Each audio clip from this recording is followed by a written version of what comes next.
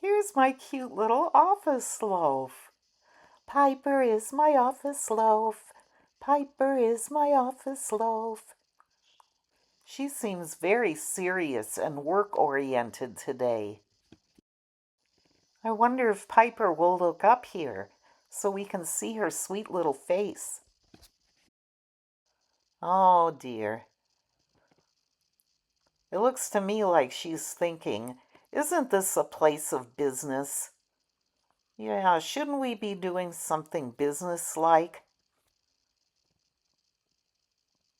Look at that. She won't even look at the camera. Oh my goodness. Well, I guess that's how she got to be vice president.